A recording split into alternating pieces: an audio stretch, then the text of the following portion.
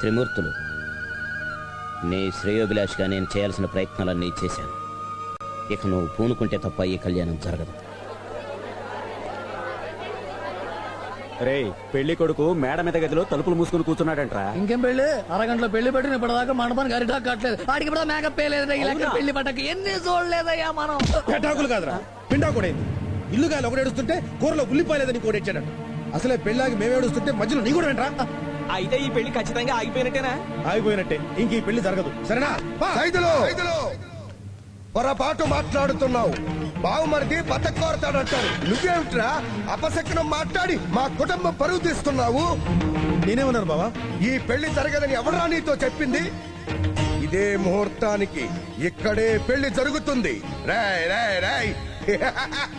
నా బిడ్డ మహాలక్ష్మి మెడలో తాళి కడతాడురా. ఇదే పెద్దలు అక్షంతలు వేస్తారు. ఇదే ఆడపడుచులు ఆశీర్వదిస్తారు. అక్షంతలు సిద్ధం చెయ్యండి. పెళ్లి పీటలు ఏర్పాటు చేయండి. మార్చుకునే దండలు తెప్పించండి. ఈ ఇంటి నట్టిల్లే నా కొడుక్కి కళ్యాణ మండపం. రాజ్యం అక్క, మహాలక్ష్మి నా ఇంటి కోడలు కాబోతోంది. పిలిపించు మీ ఆయన్ని. అక్క, రాజ్యం, మహాలక్ష్మిని పెళ్లి పీటల మీద కూర్చోబెట్టండి.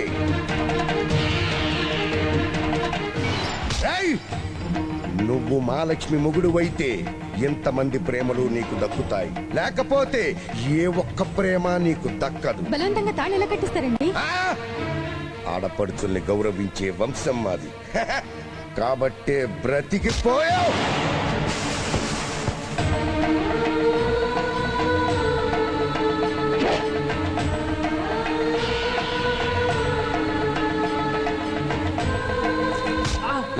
నాన్నగారండి, మహాలక్ష్మి మెడలో తాళి కట్టరా. త్రిమూర్తులు,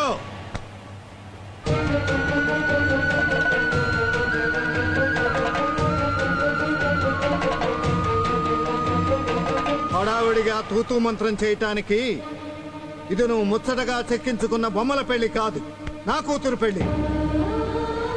నువ్వు బలవంతంగా నీ కొడుకు చేత వేయిస్తున్న 3 ముళ్ళు నా కూతురు జీవితానికి పీట ముళ్ళు అవుతాయి. నాకు కావాల్సింది నీ కొడుకుతో నా కూతురికి పావుగంట కళ్యాణం కాదు, 10 కాలాల కాపురం. ఇవాళ పౌరుషంతో దర్జాగా నలుగురిలో వాళ్ళ పెళ్లి చేయించగలవు. రేపు ఇదే రోషంతో 4 గోడల మధ్య వాళ్ళతో కాపురం చేయించగలవా? ఆ కూతురు కోరుకునేది నీ కొడుకు పోసే గంపెడు తరంబ్రాలు కావు, వాడి గుండెల్లో గుప్పెడంత ప్రేమ. నా కూతురు జీవితాంతం నువ్వు అభిమానించే నీ మేనకోడలే. కానీ నీ కొడుకు దాన్ని ఇష్టపడేంత వరకు నా కూతురు నీ కోడలు కాలేదు. లేమ్మా. అన్నయ్య, మహాలక్ష్మిని ఉండు, నీకు దండం పెడతానన్నయ్య. ఒక్క నిమిషం.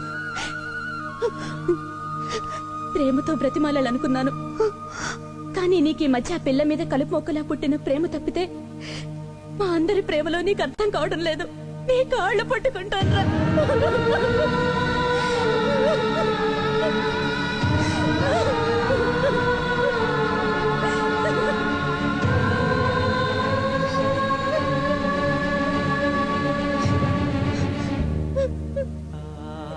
ఏంటమ్మా ఇది? అమ్మని కాదు, అడుక్కునేదాన్ని అనుకుని దానం చేయరా.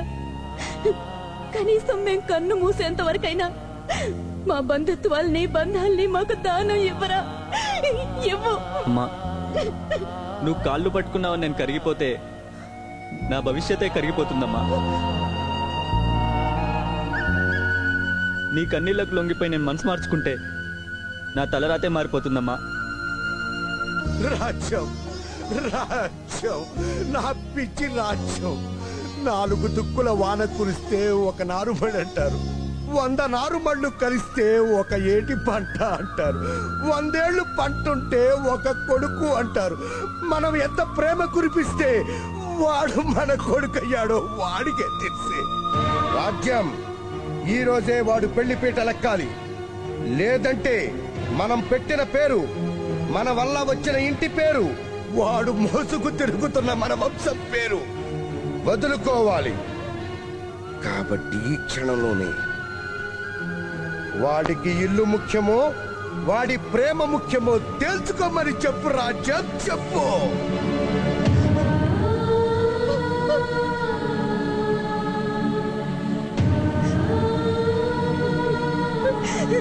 ఇంత మాట అన్నాకైనా నువ్వు మారవా నాన్న? నేను మారిపోయాను. ఉంటాను రాజలక్ష్మి గారండి. తమ్ముడు, కన్నవాళ్ళని పేరు పెట్టి పిలిచేంత మగుడు అయిపోయారు నువ్వు. నాశనం అయిపోతావు, నాశనం అయిపోతావు. ఛీ! నాన్నగారు అని పిలవటానికి వీల్లేదని ఆయనే అన్నారు కదండి. అలా పిలిస్తే ఆయన్ని అవమానించినట్టు అవుతుంది. ఈ ఇంటిని, ఈ వంశాన్ని, ఈ ఇంటి పేరుని వదిలేసి ఏమీ లేని అనాథగానే నేను వెళ్ళిపోతాను. కానీ ఒక్కటి మాత్రం నిజం రాజలక్ష్మి గారు, ప్రేమే దైవం అన్నారు కానీ పెళ్ళే దైవం అనలేదు. ఆ ప్రేమే నాకు జీవితాంతం తోడుగా, నీడగా, దైవంగా ఉంటుంది. నేను పెళ్ళంటూ చేసుకుంటే కవితనే చేసుకుంటాను. నా ప్రేమను అర్థం చేసుకున్న వాళ్ళు ఎవరైనా ఈ అనాథ పెళ్లికి రావచ్చు. ఉంటాను రాజలక్ష్మి గారండి. పద కవిత.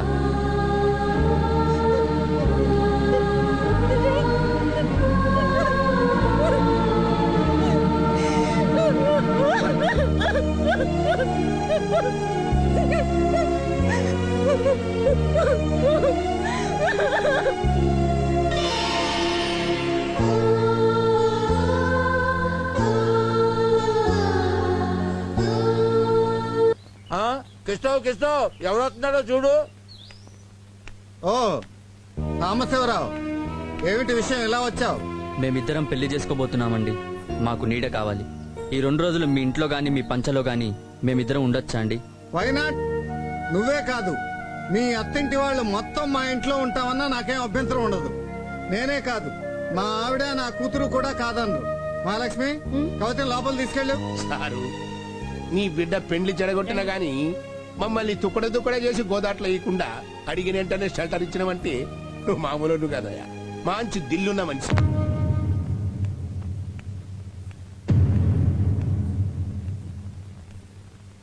ఏమిటి బావా, నువ్వు మంచివాడి వినిపించుకోవడానికి నీకింతకన్నా మంచి దారే దొరకలేదా?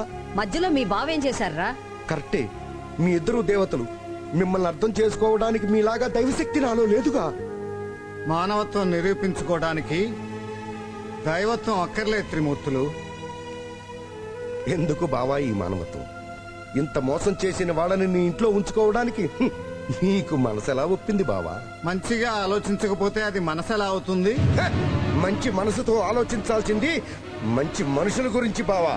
తప్పు చేసిన వాడిని కొట్టాల్సింది చెప్పుతో కాదురా, మంచితో. అదే మా వారు చేశారు. మీరంతా పుణ్యాత్ములు. నేనే దయా జాలి లేని రాక్షసుణ్ణి. అందుకే ఒంటరిగా మిగిలిపోయాను. మంచేదో చెడేదో తెలుసుకోలేని మూర్ఖుణ్ణి. కాబట్టే ఒక ఆడపిల్లను మోసం చేసిన నా కొడుకుని వెంటేసుకురాకుండా బయటికి పొమ్మన్నాను. అంటే నీలా మా ఆయన కూడా ఆవేశపరుడు కావాలా? ఇంటి ముందు బిచ్చగాడొచ్చాడంటే వాడెవడో తెలియకుండా గుప్పెడు అన్నం పెడతాం. మా ఆయనే ఆవేశపరుడై ఉంటే ఈ రోజు నీ కొడుకు అనాథగా కాదు, శవంగా మారుండేవాడు. ఈ పెళ్లి ఆగిపోతే దానికి పెళ్లే జరగదా? వేరే ఎవడో దొరకడా? అదే బావ అడుగుతున్నాను. నువ్వు దేవుడివి, అడగకుండానే వరాలు కురిపించే మా ఎలవేలుపువి. నా మేనకోడల్ని నాకు బిడ్డగా ఇవ్వు. నేను ఇంతకన్నా మంచి సంబంధం తీసుకొస్తాను. వాడికన్నా అందగాన్ని, చదువుకున్న వాడిని తీసుకొచ్చి నా చేతులతో వాళ్ళు కాడు కడిగి కన్యాదానం చేస్తాను బాబా. కాదన్నది ఎవర్రా? మహాలక్ష్మి ఈ రోజు నుంచి నీ ఇంట్లోనే నీ బిడ్డగానే ఉంటుంది. ఏమా, మా ఇంట్లో ఉంటావా? నాకు మా అమ్మా నాన్నల కంటే నువ్వంటేనే ఇష్టం మావయ్య.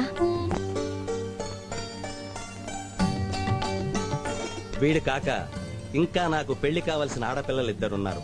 అప్పులు, ఆడపిల్లల బాధ్యతలు అన్నీ వీడికొచ్చే కట్నంతోనే తీర్చేసుకోవాలి త్రిమూర్తులు గారు. మీకు 1.5 కోటి కట్నంగా ఇవ్వడానికి నేను రెడీ. పై మాట ఏమైనా ఉంటే చెప్పండి.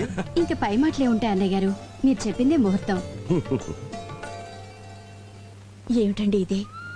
1.5 కోటి అంత డబ్బు ఎక్కడి నుంచి తెస్తారండి? ఇల్లు, పొలం, మన యావదాస్తి బ్యాంకులో తాకట్టు పెట్టబోతున్నాను.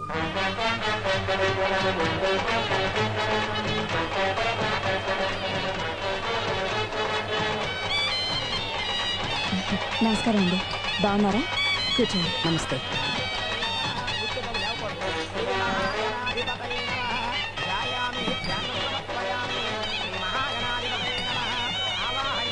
నమస్కారం అండి. నమస్తే రండి రండి రండి నమస్తే నమస్తే అండి. Please welcome. నమస్కారం అండి. రాజ్యం వెళ్ళి కట్టం డబ్బులు తీసుకురా. అలాగేనండి.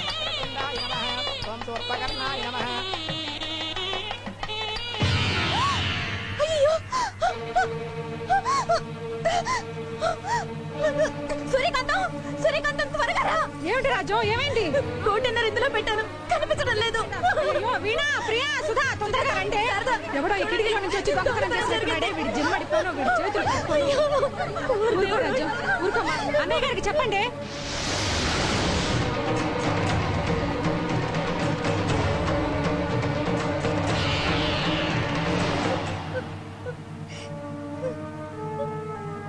ఊరుకో రాజు. ఏమండి, పెట్టిన డబ్బు పెట్టినట్టే మాయమైపోయిందండి. ఏమిటమ్మా దొంగతనం జరిగిందా? రాత్రి మేమిద్దరం ఇనుపెట్లో జాగ్రత్తగానే పెట్టామన్నయ్య. ఇంతమంది బంధువులు ఇంట్లో తిరుగుతుంటే దొంగలు ఎలా వస్తారు? చేస్తే పెళ్లికొచ్చిన వాళ్లే చేసి ఉండాలి. ఏంట్రా అలా చూస్తూ నిలబడ్డావు సైదులు? పోలీసులకు ఫోన్ చేయి. అలాగే అన్నయ్య.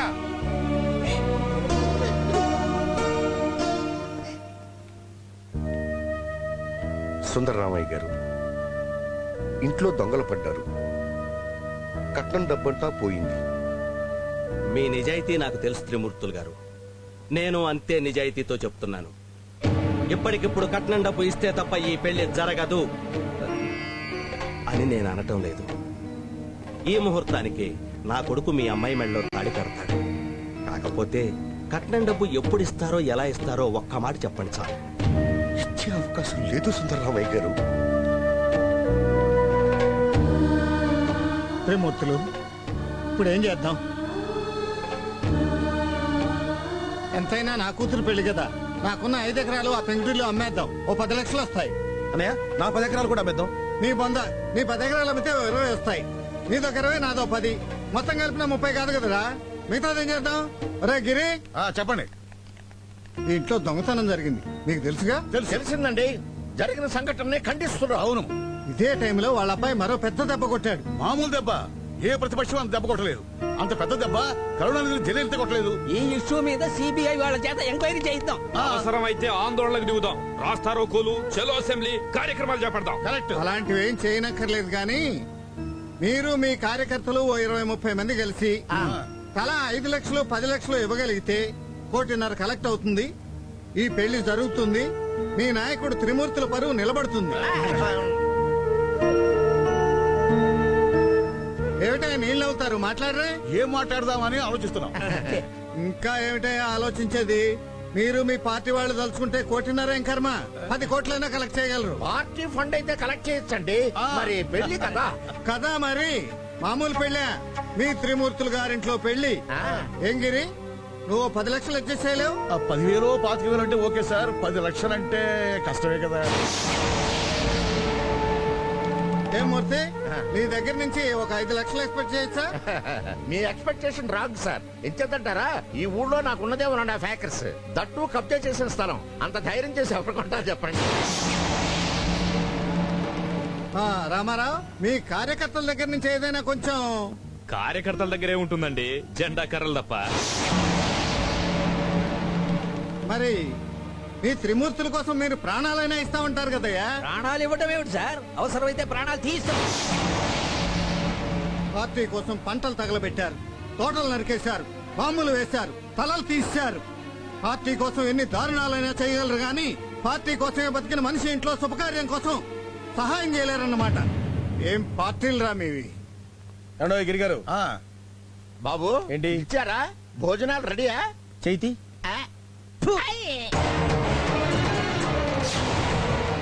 త్రిమూర్తులు గారు, నేను కవిత పెళ్లి చేసుకోబోతున్నామండి. అనాథన్, అందరి ఆశీస్సులు కావాలి. త్రిమూర్తులు గారింట్లో పెళ్లి కాబట్టి ఊర్లో ప్రతి గడప ఇక్కడే ఉంది. అందరికి ఒకేసారి శుభలేఖలు ఇచ్చేద్దామని వచ్చాను. త్రిమూర్తులు గారు, అగో, ఇదంతా మీకు అనవసరం. ఇది నా పర్సనల్ మ్యాటర్.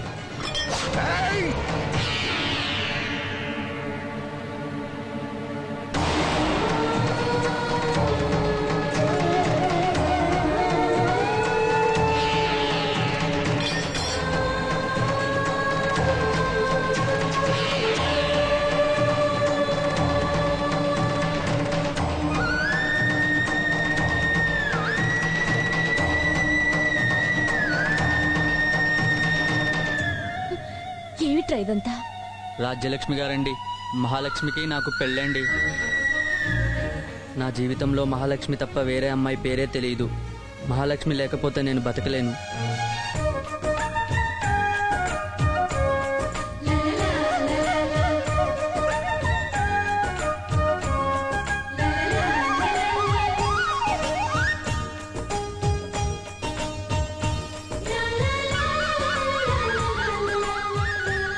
కవితను ప్రేమించానన్నావు కదరా? అదంతా నిజం కాదత్తయ్య. కవితకు నాకు మధ్య ఫ్రెండ్షిప్పే. మా ఇద్దరి మధ్య ఎటువంటి ప్రేమ లేదు.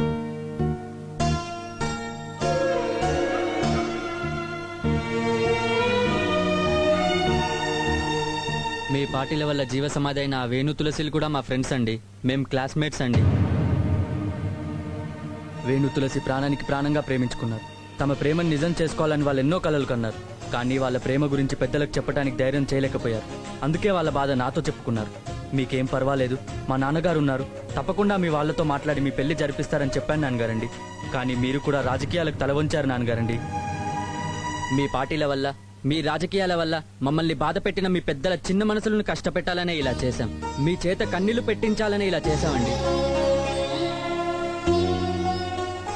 మా నాన్నగారంటే నాకు ప్రాణం. ఆయన మనసుకు ఉన్న ఒకవైపు పదును మాత్రమే మీరు చూశారు. కానీ రెండో వైపున్న ఆ బంగారు మనసు మాత్రం నాకే తెలుసు. ఈ రాజకీయాల వల్ల ఆ మనసు నాకు ఎక్కడ దూరం అయిపోతుందోనని ఇలా చేశాను. ఆయనలాగే ఆయన మనసు కూడా చాలా పెద్దది.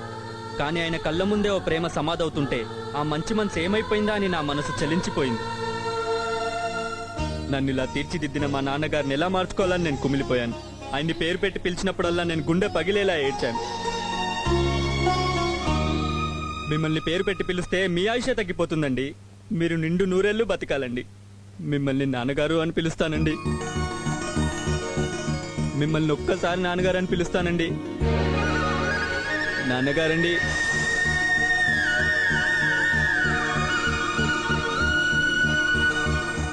నాన్నగారండి, నిజం చెప్తున్నాను. రాజకీయాలు పంట తెగుల్లా పల్లెళ్లకు సోకి మనందరి మధ్య ప్రేమ శత్రుత్వంగా మారి చీలిపోయింది నాన్నగారండి. తెగిపోయే తలలతో అందరి మధ్య ప్రేమ రక్తపు వరదల్లో కొట్టుకుపోతుంది నాన్నగారండి.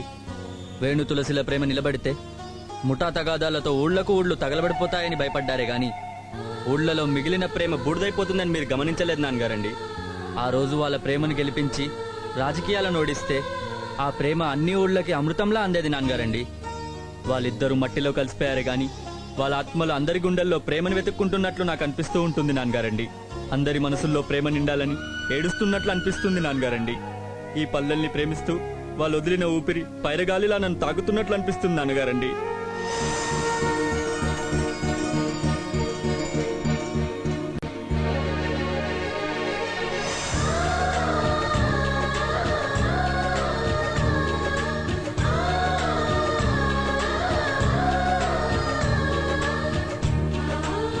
పైరగాలిలా కాదు నాన్న, జీవ సమాధిలో జీవంగా ఉన్న ఆ ప్రేమ మన అందరికీ ప్రాణవాయువు అవుతుంది. ఇక మన ఊళ్ళో పార్టీలున్నా లేకున్నా ప్రేమ జంటలంటూ ఉంటాయి. మళ్ళీ జన్మంటూ ఉంటే మీలా పుట్టాలని ఉంది నాన్న, ప్రేమించాలని ఉంది నాన్న.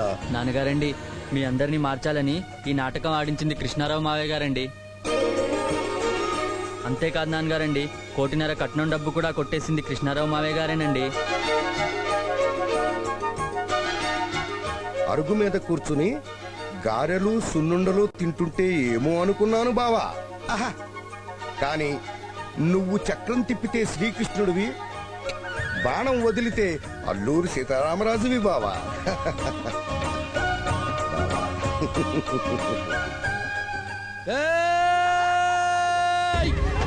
వాడెక్కడా వాడెక్కడా వాడెక్కడున్నాడు? వాడెక్కడే ఉన్నాడు, వాడెక్కడే ఉన్నాడు. నువ్వులే నువ్వులే నువ్వు వదలను రా. వాడెక్కడున్నాడే? పక్క తప్పుకో. ఏ తెలంగాణ బాబు పక్క తప్పుకో. ఉన్నారండి పక్క తప్పుకో. Andhra Telangana bye bye. నువ్వు పక్కరా, నువ్వు పక్కరా. అమ్మాయి నువ్వు సంవత్సరాల పక్క నుంచో. సంవత్సరాల దేవుడమ్మా, ఇటు మా ఊరు బాగు చేశాడు. వీడి కాడ దండం పెట్టాలి, చాలా గొప్పవాడు ఇడు. అరే నీ కాడ దండం పెడతాను చిన్నోడు అయినా. అయ్యా త్రిమూర్తి గారు, ఇదిగో డ్రెస్ మార్చేసా. రాజకీయ నాయకుడి కాదు ఈ రోజు నుంచి, మా ఊళ్ళో ఇదిగో గన్ను పక్కన పడేసా. ఇదిగో పెరుగు తీసుకుంటా, నేను మారిపోయా. అయ్యా తోట కృష్ణారావు గారు, మీ కాడ దండం పెడుతున్నా. శేషమ్మా దన్నం. అయ్యా త్రిమూర్తి గారు దన్నం. ఎంతో హ్యాపీ డే. దండం పెడుతున్నా, కాఫీ పెట్టండి అయ్యా. రాండి మేడం అక్కడ.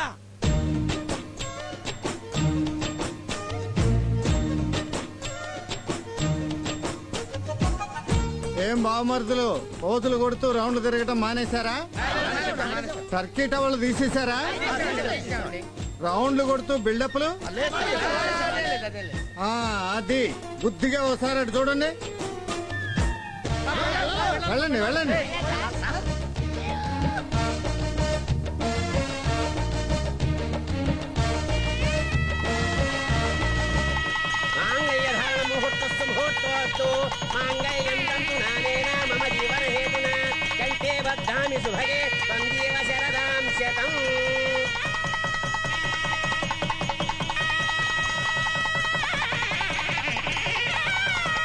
This is the right choice, baby.